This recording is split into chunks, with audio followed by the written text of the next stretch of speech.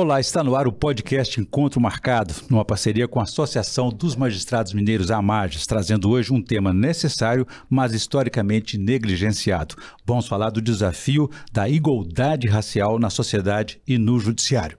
Para falar sobre esse assunto, vamos começar com 3 convidados especiais: a desembargadora Sandra Alves de Santana e Fonseca, a juíza Rafaela Amaral de Oliveira e o juiz Afrânio Nardi. Ambos, todos os 3, são do Tribunal de Justiça de Minas Gerais e integram a coordenadoria da promoção da igualdade racial da AMAGES, da Magistratura Mineira. Obrigado a todos pela participação, prazer recebê-los aqui no Encontro Marcado. E a você que nos acompanha, por favor, inscrever-se no canal no YouTube e deixar lá suas sugestões e comentários que serão muito bem-vindos.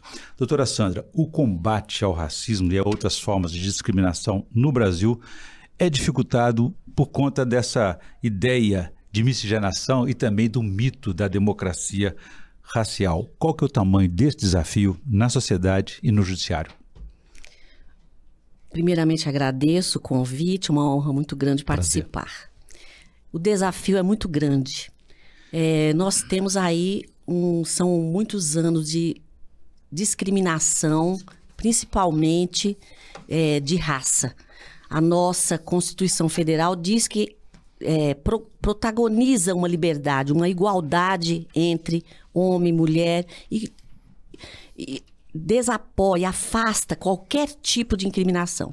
E o primeiro desafio que nós temos, então, é exatamente essa mentalidade contra, que não permite, é uma mentalidade que traz o estigma racial. Então, o primeiro desafio, nós vamos começar e colocamos aí o estigma racial que nós carregamos após um grande período de escravidão. E após teremos outros. E eu acredito que a coordenadoria está preparada com a atual presidência da AMAGES, que está muito aberta para esse tipo de debates. Está preparada para o enfrentamento. Muito bom. Doutora Rafaela, mais de 56% da população se autodeclaram negra, pretos ou pardos. Mais de 70% dos pobres são negros. Mais de 60% dos presos são negros. São números que denunciam uma realidade brasileira, né? Exato, Orion. Primeiramente, obrigada pelo convite. Um prazer. Esses números demonstram o racismo estrutural e institucional que vivenciamos no país. Não é? 56% da população brasileira se autodeclara negra.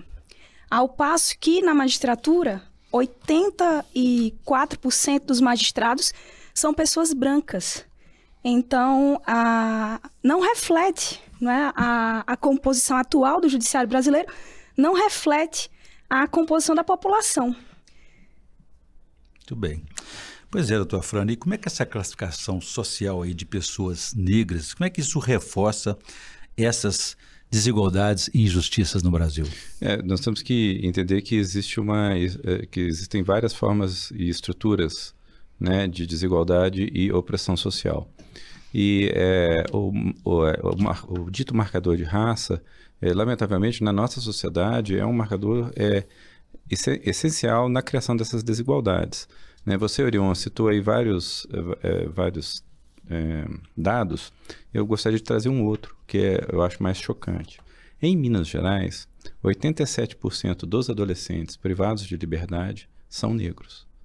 Nós temos uma hiperrepresentação na nossa juventude emprisionada de adolescentes que se autodesignam, que se auto-inscrevem, né, na nossa população de origem negra.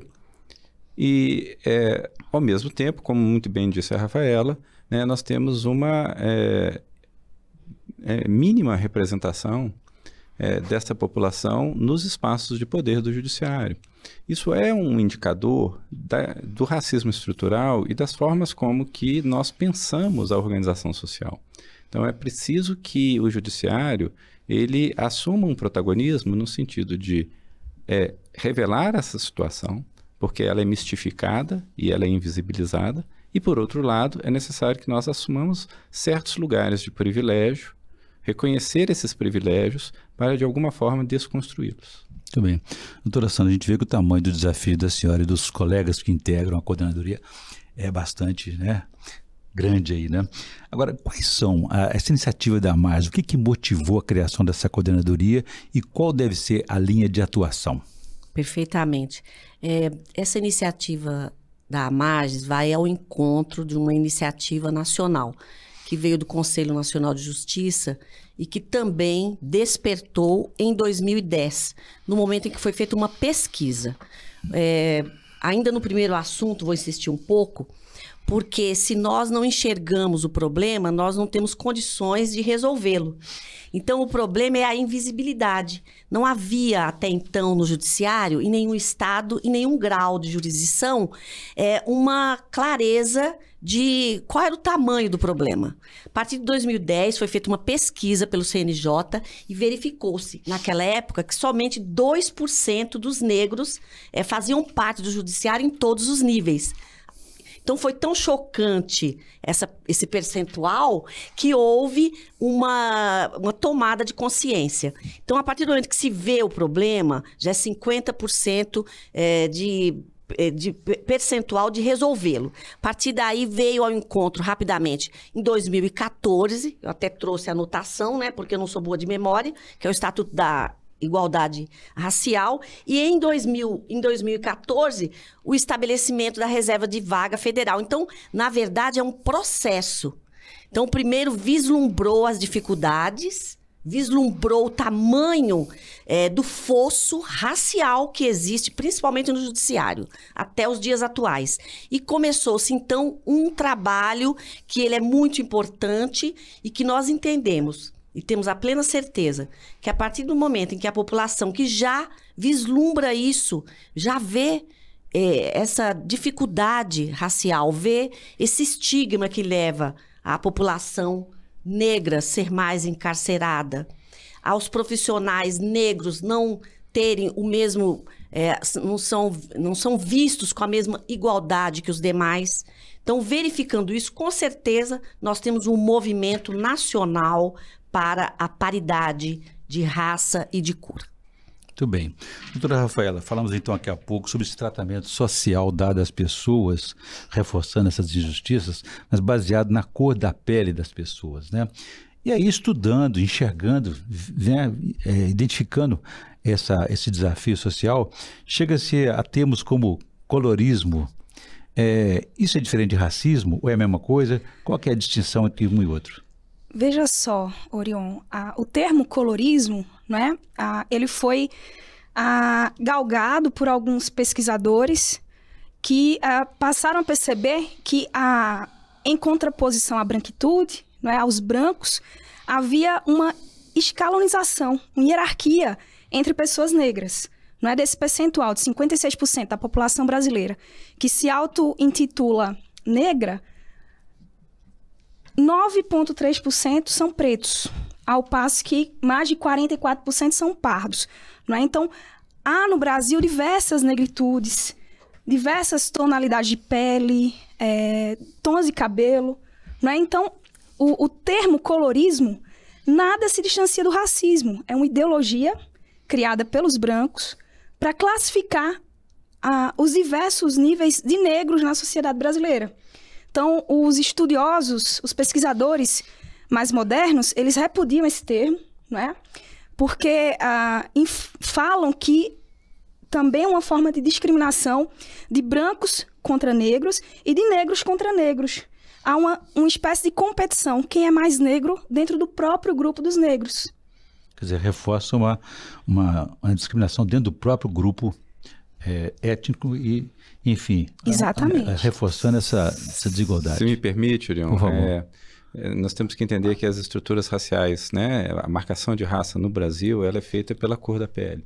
Né? Ao contrário de outros países onde isso tem até hoje uma designação genética, no Brasil nós temos tanto do ponto de vista da construção de privilégios, né, a estruturação da branquitude, quanto da estruturação de formas de opressão que tem a ver com a marcação da cor da pele. Né? E isso leva a uma espécie de sofisticação do processo de discriminação no Brasil. Ao mesmo tempo que leva uma certa insinuação desse processo e que ele se torna assim, muito sutil em certas situações e muitas vezes nós não nos apercebemos de como nós estamos sendo racistas, né, exatamente por conta desses processos, né, de uma certa uma tentativa de se nuançar, né, as questões de raça e a marcação de raça no país. Eu gostaria de acrescentar nesse ponto apenas um que eu entendo que é importante, que é a autodeclaração. Nós temos que sempre respeitar o que a própria pessoa se identifica. Então, esses marcadores, eles não vêm para colaborar, eles apenas servem para nós percebermos que a discriminação continua. Então, quando a pessoa se sente negro e se declara negro, ele já tem aquilo como algo natural para ele, assim como o pardo se declara pardo, assim como o branco se declara branco. Então, nós temos que entender que há uma certa naturalidade a partir do momento que esse assunto vai ganhando foros de publicidade. O que nós precisamos, os negros e os pardos, é de representatividade. Representatividade no judiciário, representatividade no jornalismo, representatividade em todos os segmentos sociais. Não tem uma relação direta com a cor da pele da pessoa. Perfeito. Exatamente. Se me permite também, Orion, o colorismo nada mais é uma forma de fragmentar a luta negra, não é? À medida que separa pardos de pretos, né, há um enfraquecimento do movimento negro, cuja população tão necessária, né, de união no nosso país. Muito bem.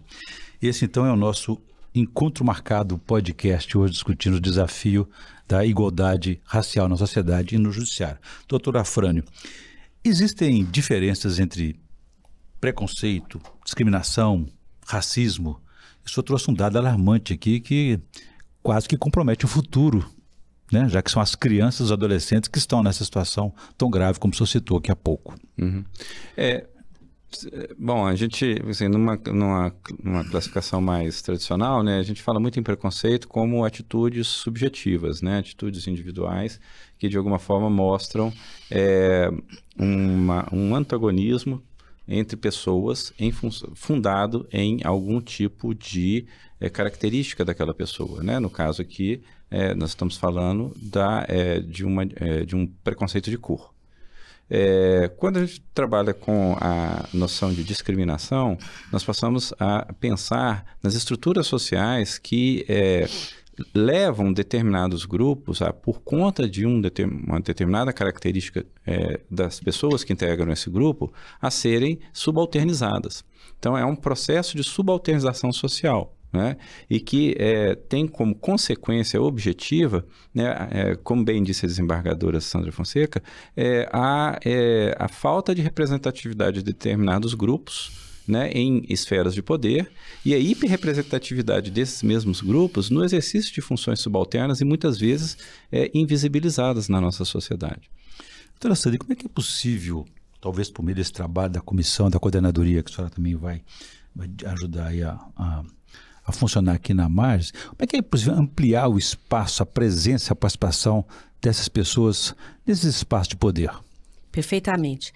Inicialmente, é preciso uma conscientização de que isso existe e continua a existir até os dias atuais. O negro foi estigmatizado porque ele precisava, os senhores de engenho precisavam de pessoas que continuassem na lavoura. Então, eles obviamente não iriam dizer que os negros eram super inteligentes, eram melhores de serviço, não, ao contrário, eles faziam o contrário. E esses estigmas nós trazemos ele até hoje. Não há, obviamente, nenhuma diferença, porque o ser humano é tudo igual. Mas hoje, os negros ainda carregam esse captus de minúcio na sociedade. Então, a primeira coisa que nós temos que entender é dar uma conscientização mostrando os dados objetivos, como eles não estão representados nos poderes, como eles não conseguem cargos de direção. Tudo isso a própria sociedade e nós do Poder Judiciário vamos visualizar o problema. Após isso, a Marges está com uma abertura muito grande para, além de identificar, trazer para nós, do Poder Judiciário, um maior número, de forma paritária, com a sociedade. E fazer com que, acompanhar isso e, além disso, trazer programas, debates, abrir um debate muito grande, o início de muitos outros.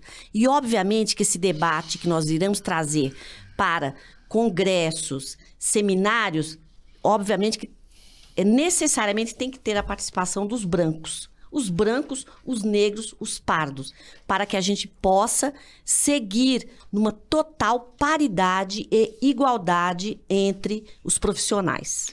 Existe até, doutora Rafaela, um pacto nesse sentido aí do Conselho Nacional de Justiça, do qual o Tribunal de Justiça de Minas Gerais também aderiu a esse pacto, né? Essas novidades, essas mudanças, essas influências têm repercutido internamente no Judiciário Mineiro? Com certeza, Orion. O concurso para juízes substitutos de 2019 foi o primeiro concurso da magistratura mineira a prever reserva de vagas para negros, né, pretos e pardos. A partir de então, o Tribunal de Justiça de Minas Gerais, juntamente com a Associação dos Magistrados Mineiros, promoveu a participação dos magistrados em congressos, seminários nacionais em Brasília. Nós estivemos recentemente, não é, desembargadora Sandra, no ENAJUM, o Congresso Nacional dos Juízes e Juízas Negras brasileiros, que foi realizado no TST em Brasília. A perspectiva para o próximo ano é que diversos profissionais venham a palestrar em Minas Gerais, possibilitando o letramento da magistratura mineira nesse sentido. Muito bem. Doutora Fran, o senhor falou daquele primeiro dado alarmante que nós conversamos há pouco, no primeiro bloco, né?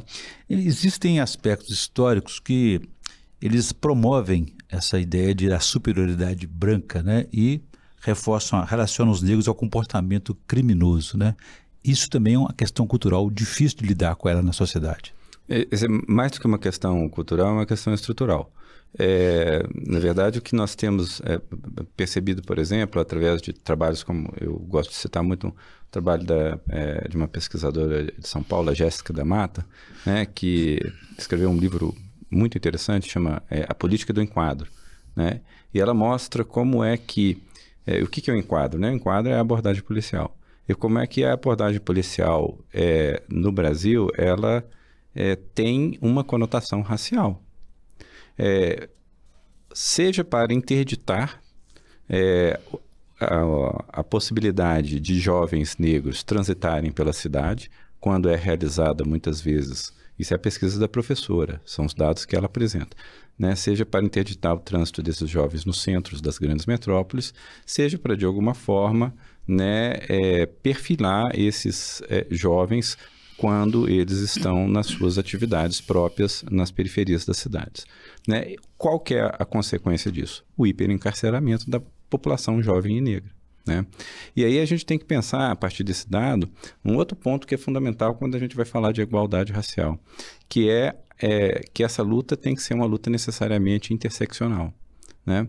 Então nós temos algumas outras categorias que elas se entrelaçam para construir essa estrutura de opressão, né? Então, aqui eu mencionei uma, né? O lugar periférico, né? Assim, o jovem que se apropria de uma cultura periférica, né? E ele tem muito mais possibilidades de sofrer uma abordagem policial do que o jovem que não tem essa postura e se apropria dessa cultura.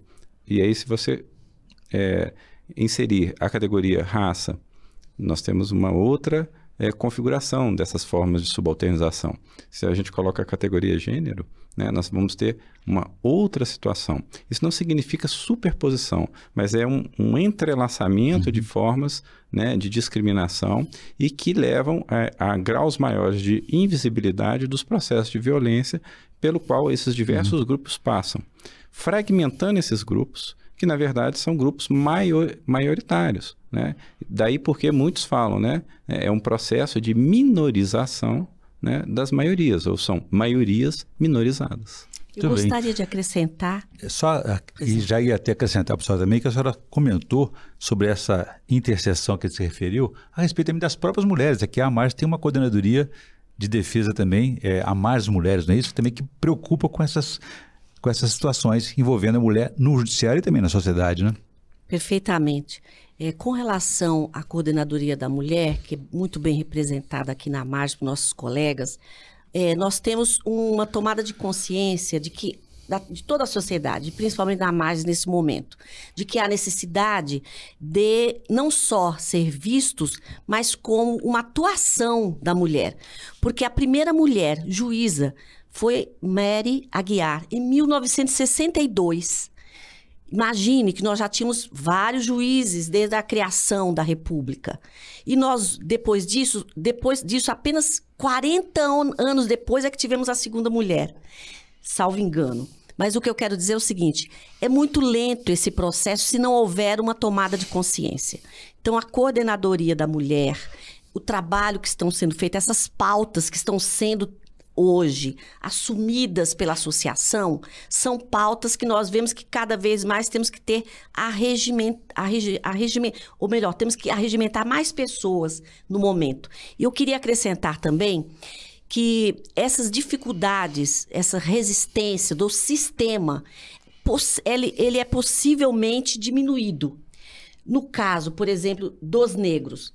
Se o negro tiver consciência de que isso ocorre na sociedade, se ele tiver consciência do seu papel social, certamente ele vai diminuir.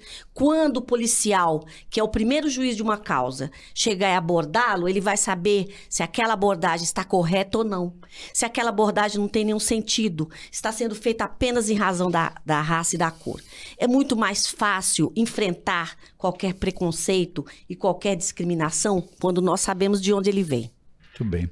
Doutora Rafaela, então nesse sentido a gente conclui, ou devemos refletir sobre isso, que não bastam, por exemplo, a consciência e aí essa retomada dessa consciência com o próprio tempo. É preciso ter ações afirmativas, atitudes. Exatamente, Orion. Você tem uma ideia? A partir de estudos do Conselho Nacional de Justiça, percebeu-se que não adianta só reservar as vagas para negros nos concursos da magistratura, não é? Se os tribunais não não efetivarem ações afirmativas concretas, nós só atingiremos a igualdade racial no judiciário após 2056. Ou seja, daqui a 40 anos que haverá uma paridade racial no judiciário. Posso só elaborar um último ponto, porque é até interessante para explicar por que eu estou aqui, né? Eu acho que é importante, dentro desse processo de construção, que homens brancos se engajem nessa luta, a partir do reconhecimento dos nossos privilégios. Porque essa é uma luta de todos nós. Uhum. Essa é uma luta, né, por emancipação e por formação de uma sociedade, né, como diz a Carta Constitucional, mais justa e mais solidária, né? E isso é a verdadeira essência da promoção do bem-estar. E essa é a função, né, por exemplo, de um homem branco juiz, né, estar aqui hoje, reconhecer o seu lugar de privilégio e dar braços a essa luta para que esses privilégios possam cair. Muito bem. Esse é o nosso encontro marcado, podcast, aqui na parceria com a Associação dos Magistrados Mineiros, a AMAGES. Doutora Sandra, o que é grave em tudo isso é que, além de reforçar as desigualdades, né, sociais, essa desigualdade, né, isso tem um efeito muito negativo para a própria pessoa, que afeta a autoestima dela, né, a saúde mental. Perfeitamente. A saúde mental dos negros tem sido objeto de muita preocupação. Lembro aqui a primeira vereadora do Rio de Janeiro negra, Benedita da Silva, que preocupou com a saúde mental dos negros e até trouxe algumas ações, umas políticas públicas para atendimento disso, que se tornou a primeira governadora negra do país, né? E desenvolveu um trabalho no Rio de Janeiro exemplar a respeito disso. Mas é óbvio que essa pauta do antirracismo, ela se interlaça com outras pautas e nós temos que verificar que o negro, eles foram sequestrados para o trabalho na lavoura E não são negros que eram reis e rainhas em sua própria terra. E eles vêm com essa carga hereditária muito forte. E o próprio negro hoje não sabe disso, não resgata isso. E essa resistência que eles sentem é porque estão isolados. A partir do momento em que há um grupo muito grande, um grupo de conscientização, um grupo de apoio, certamente que pode necessariamente desenvolver um trabalho junto com o governo para que possa cuidar também da saúde dos negros e pardos, essa pauta tende a se dissipar e nós temos aí o caminho que é a igualdade racial. Curioso, doutora Rafaela, que a desigualdade social ela tem como consequência e, ao mesmo tempo, como causa um fundo econômico, né? Como a doutora Sandra falou, que exatamente foi essa questão econômica da mão de obra escrava, né? Então, temos uma origem aí, no colonialismo, né? A busca de explorar as pessoas com esse resultado, essa preocupação econômica, né? Isso, Orion. É impossível dissociar a questão racial da questão econômica, né? A grande diáspora negra ocorreu. Mais de 5 milhões de negros foram trazidos à força para o Brasil, foram submetidos à escravização por mais de 300 anos. E quando a escravização acabou formalmente, né? Porque na prática nós ainda temos trabalho escravo no Brasil, ou análogo a escravo, não foram dadas oportunidades à população negra. Foram relegados à periferia dos grandes centros urbanos, não receberam terras como a população migrante europeia, italiana, alemã, etc., que foi estimulada a vir para o Brasil, recebeu, não é? Então, nesse processo de embranquecimento da população, os negros foram relegados à marginalidade. E os números refletem a desigualdade social no país, não é? Porque mais de 70% da população carcerária brasileira é negra, né? O racismo estrutural, Orion. Se me permite, e para além do resgate histórico, nós temos que entender que esses processos de subalternização continuaram, né? E de invisibilização do trabalho subalternizado. Vamos lembrar que, do ponto de vista trabalhista, a última categoria de trabalhadores que teve reconhecimento de um conjunto de direitos mínimos no nosso país foi dos empregados domésticos, né? E esses processos que aconteceram... São mulheres, inclusive, a maioria delas. Mulheres, né? Negras. Isso. Né? E então nós temos aí essa interseccionalidade e são funções e trabalhos que são pouco reconhecidos, apesar do seu grande valor do ponto de vista do cuidado, e que remetem a uma lógica de perpetuação do processo de subalternização que se originou com a diáspora. Então, ele ainda está presente entre nós. Então, para além da ideia de se resgatar, de se fazer um resgate histórico, né, dos processos de escravidão, né, naquele período em que a população negra era tratada, a ela não era dado o status de pessoa humana, né? No nosso país nós temos que refletir hoje sobre os processos que ainda existem para não reconhecer integralmente a dignidade dessa mesma população. Muito bem.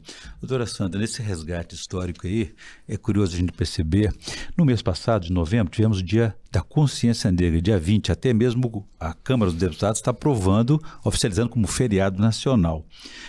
É o dia 20 de novembro. Curiosamente, ganhou até mais importância do que o dia 13 de maio, que é a Lei Áurea, né?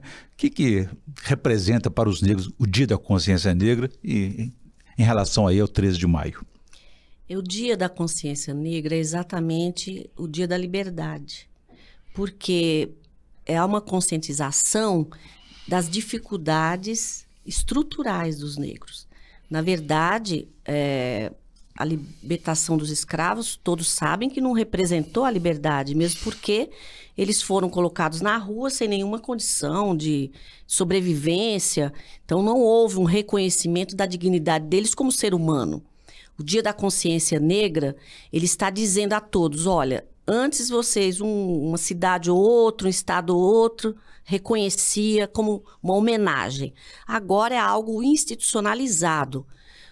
Desde ontem, o Congresso Nacional entendeu que esse é um dia importante para o Brasil, importante para os brancos e negros. É uma abertura, um reconhecimento igualitário. Então, o Dia da Consciência Negra realmente é o dia da liberdade para os negros nesse sentido. Caminharmos para a paridade efetiva e não apenas no papel.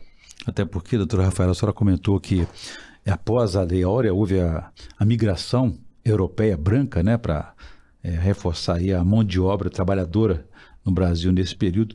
O que aconteceu com esses ex-escravizados após a Lei Áurea? Eles foram realmente abandonados, não houve nenhuma política pública, né, de proteção para eles, né? Exatamente, Orion.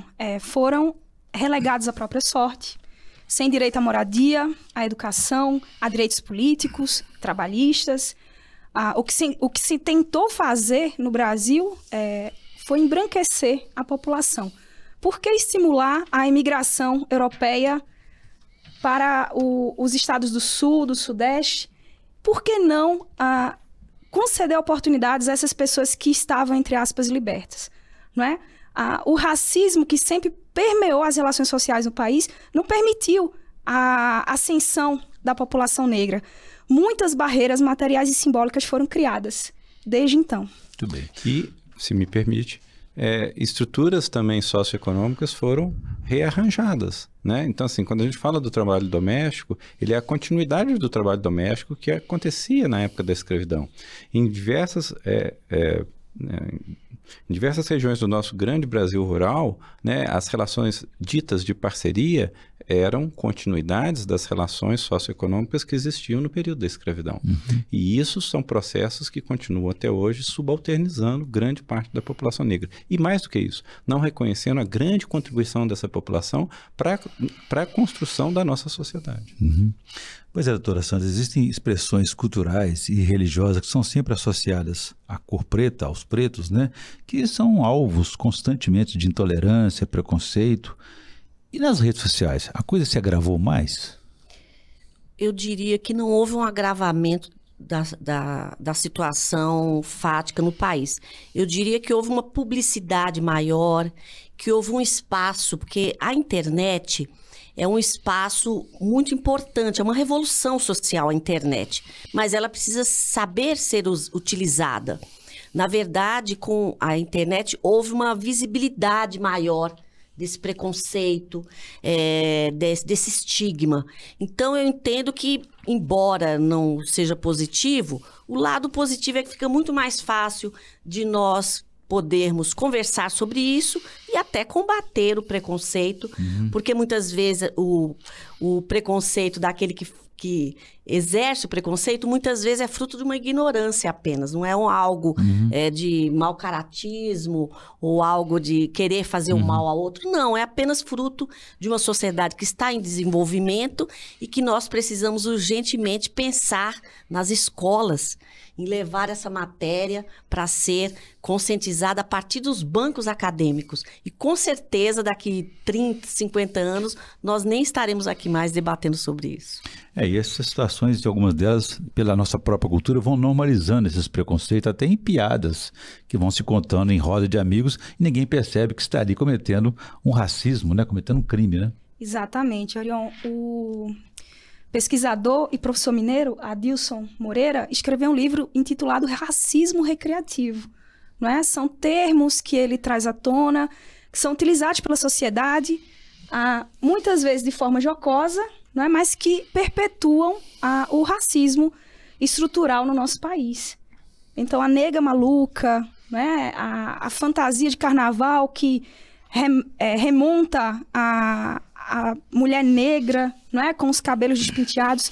Isso é racismo recreativo estrutural. Eu acrescentaria até a religião de alguns negros e pardos que exercem, que praticam as religiões, umbanda, candomblé, são muitas vezes discriminados de forma jocosa, como bem disse a Rafaela, sendo que se a gente pegar os livros e ler cada um daquelas entidades, representam Deus, uma água, uma força da natureza, e não tem nada a ver com o significado que a gente vê na internet. Então é muito interessante a pergunta para até desmistificar também esses termos que são depreciativos para os negros e pardos. Muito bem. Doutor Afrânio? Sim, eu gostaria de acrescentar que se a gente quer construir essa igualdade, a gente vai também ter que trabalhar numa nova gramática, né? Aí eu gostaria de lembrar muito o pensamento de uma grande...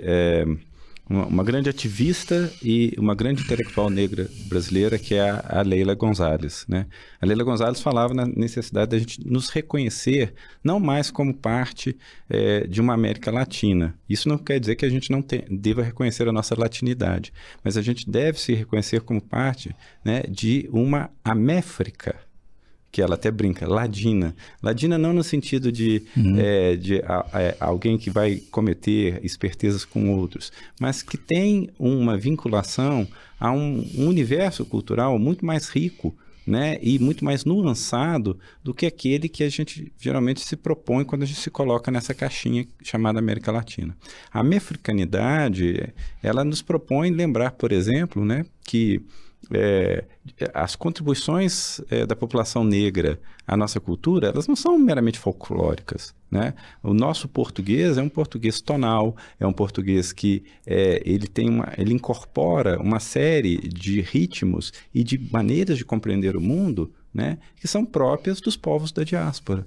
E muitas vezes nós fazemos, né, piadas ou trabalhamos de forma jocosa com aquilo que é de mais rico na nossa cultura, né?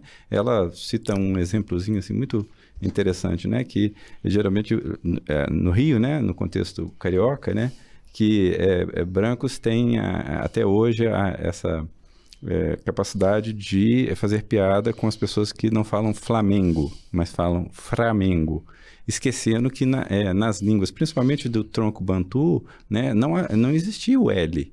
Então, na verdade, existe uma riqueza muito grande. Uma pluralidade, né? Uma pluralidade de registros da nossa língua, né? E que se a gente se abrir a essa pluralidade, nós estamos nos abrindo também a novos mundos e novas maneiras de conceber, né? Inclusive, no caso do Poder Judiciário, o próprio sentido do que é justiça. Doutora Sandra, por favor. Eu só gostaria de acrescentar que nós temos que pensar. É preciso parar um momento para pensar, todos nós, sobre isso e juntos pensarmos um rumo novo para tudo isso.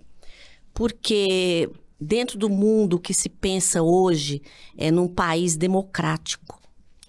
E o país democrático é aquele em cuja igualdade de todas as pessoas deve ser alcançada. E a nossa Constituição, como bem já lembramos aqui 2 vezes, doutor Afrânio também, ela acolheu isso, colocou lá a igualdade de todos. O país que não consegue a igualdade interna, ele não é um país democrático.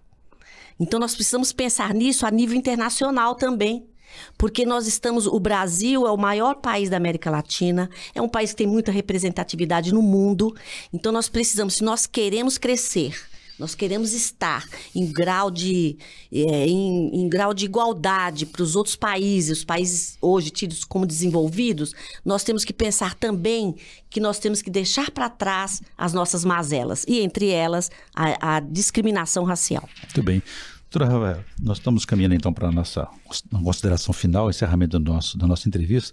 Gostaria que a senhora fizesse essa consideração final, incluindo aí também uma indicação de leitura para quem quisesse aprofundar um pouco mais no assunto. Olha, Orião, são tantas indicações de leitura que é até injusto a gente indicar um livro só, né? Como o doutor Afrânio bem lembrou, a Lélia Gonzalez é uma referência nacional na luta antirracista, não é? Então eu indico A Mefricanidade, o livro por uma América Latina negra, né? Indicado aí também pelo doutor Afrânio. Muito bem. Só quer fazer alguma indicação, alguma consideração final?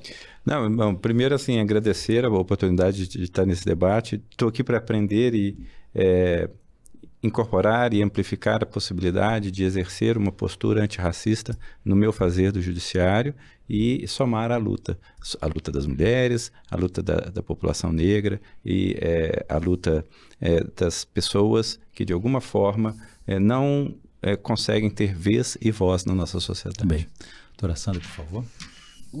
Minha palavra é apenas de agradecimento entendendo que, com certeza, essa conversa informal que nós tivemos aqui, para muitas pessoas pode servir como um ponto de acordar para essa situação. Muitas pessoas são negras e pardas e não têm consciência, porque é muito cômodo fugir da discriminação com embranquecimento, é muito cômodo, mas é muito mais prazeroso essa assunção, assumir essa de onde a gente vem, as nossas origens, porque as nossas raízes são muito fortes e é isso que vai fazer da pessoa muito mais forte na sociedade.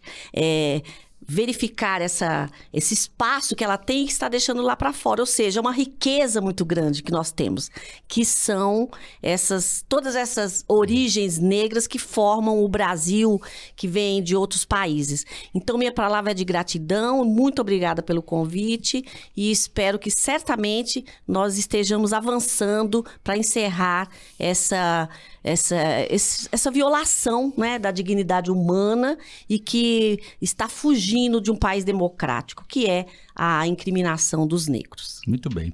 Bom, eu conversei aqui com a desembargadora do Tribunal de Justiça de Minas Gerais, Sandra Alves de Santana e Fonseca, com a juíza Rafaela Amaral de Oliveira e o juiz Afrânio Nardi, todos os três do Tribunal de Justiça de Minas Gerais e integrantes da Coordenadoria de Promoção da Igualdade Racial na magistratura mineira e no judiciário. Obrigado a todos pela presença, foi um prazer recebê-los aqui, parabéns pelo trabalho. Tá? E a você que nos acompanha, pode ver e rever esse programa nos canais da AMAGES no YouTube e também no site da associação. Obrigado e até a próxima.